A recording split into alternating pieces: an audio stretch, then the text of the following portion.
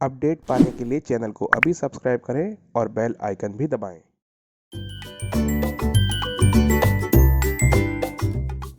जेवर में प्रस्तावित नोएडा इंटरनेशनल एयरपोर्ट से जुड़ी बड़ी खबर है। इस परियोजना की आखिरी बाधा भी बुधवार को दूर हो गई है।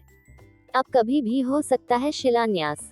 दरअसल नागर विमानन सुरक्षा ब्यूरो ने इस प्रोजेक्ट को सुरक्षा मंजूरी दे दी है। इतना ही नहीं, प्रोजेक्ट के लिए काम कर रही स्विस और भारतीय कंपनी के बीच पहले चरण के लिए हुए समझौते का पुनरीक्षण भी कर लिया गया है। इस पर भी केंद्रीय एजेंसियों को कोई आपत्ति नहीं है। उत्तर प्रदेश के मुख्यमंत्री योगी आदित्यनाथ के अपर मुख्य सचिव एसपी गोयल ने बुधवार की शाम यह जानकारी दी है। उन्होंने बाकायदा ट्वीट करके नागर विमानन सुरक्षा ब्यूरो की ओर से मिली मंजूरी पर खुशी जाहिर की। एसपी गोयल ने कहा, यह बहुत बड़ी खबर है। जेवर में प्रस्तावित नोएडा इंटरनेशनल एयरपोर्ट के लिए जरूरी अंतिम मंजूरी भी मिल गई है। एयरपोर्ट के पहले चरण के लिए हुए समझौते का पुनरीक्षण कर लिया गया है। नागर विमानन सुरक्षा ब्यूरो ने क्लियरेंस दे दी है।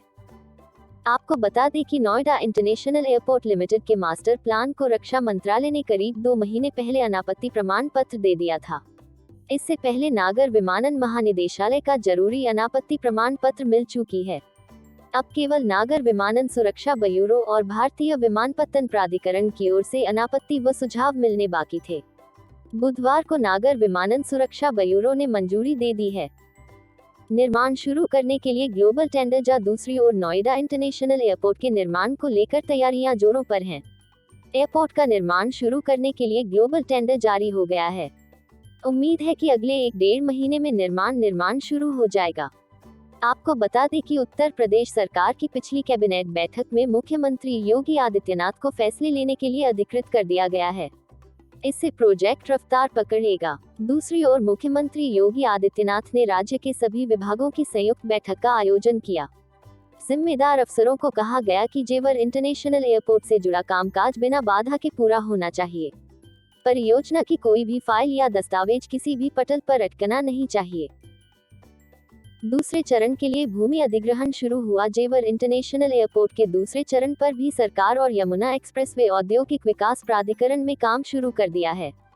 7 गांवों की 1365 हेक्टेयर जमीन का अधिग्रहण किया जाएगा। इसके लिए उत्तर प्रदेश सरकार ने चालू वित्त वर्ष के बजट में 2,500 करोड़ रुपए जिला प्रशासन को आवंटित किए हैं। उम्मीद है कि अगले महीने से दूसरे चरण के लिए इस जमीन की खरीद गौतम बुद्ध नगर जिला प्रशासन शुरू कर देगा। नोएडा अथॉरिटी, ग्रेटर नोएडा विकास प्राधिकरण, यमुना एक्सप्रेसवे औद्योगिक विकास प्राधिकरण भी अपने अपने हिस्से का पैसा जिला प्रशासन को भेज रहे हैं। इन गांवों की जमीन अधिग्रहित की जाएगी। गांव का नाम, जमीन हेक्टेयर में, करौली बानगर 183, कुरब 345, बीरमपुर 96, रनहेर 519, दयांतपुर 165, नंगला शाहपुर 114, मुंडे 43। विमानों के रखरखाव की निर्भरता खत्म होगी। अधिग्रहित की जाने वाली इस 1365 हेक्टेयर जमीन पर तीसरा रनवे और एमआरओ सेंटर बनेगा। देश के विमानों का मेंटेनेंस, रिपेयर और बहालिंग एमआरओ के लिए दूसरे देशों में होता है। जेवर एयरपोर्ट पर एमआरओ सेंटर भी बनेगा, जिससे विमान यहीं दुरुस्त हो सकेंगे। इससे बचत के साथ ही देश भर में विमानों के मेंटेनेंस, रिपेयर एंड ओवरहालिंग से जुड़ी इंडस्ट्री को बढ़ावा मिलेगा। सरकारी जमीन एयरपोर्ट को दे दी गई है। अधिग्रहित की जाने वाली जमीन में कुछ जमीन सरकारी भी है। प्रदेश सरकार ने अब ऐसा नियम बना दिया है कि संबंधित एजेंसी को पुनर्ग्रहण नहीं करना होगा। पुनर्ग्रहण करने में काफी समय लगता है, अब इससे राहत मिलेगी। साथ ही अधिग्रहण में भी समय बचेगा। यह सरकारी जमीन राज्य सरकार ने निःशुल्क दे दी है। यमुना प्राधिकरण के सीईओ डॉक्टर अरुणवीर सिंह ने कहा, जेवर एयरपोर्ट के लिए 1365 हेक्टेयर जमीन का अधिग्रहण जल्दी शुरू होगा। एयरपोर्ट प्रोजेक्ट को सभी जरूरी अनापत्तियां मिल चुकी हैं। अब राज्य सरकार शिलान्यास कार्यक्रम तय करेगी।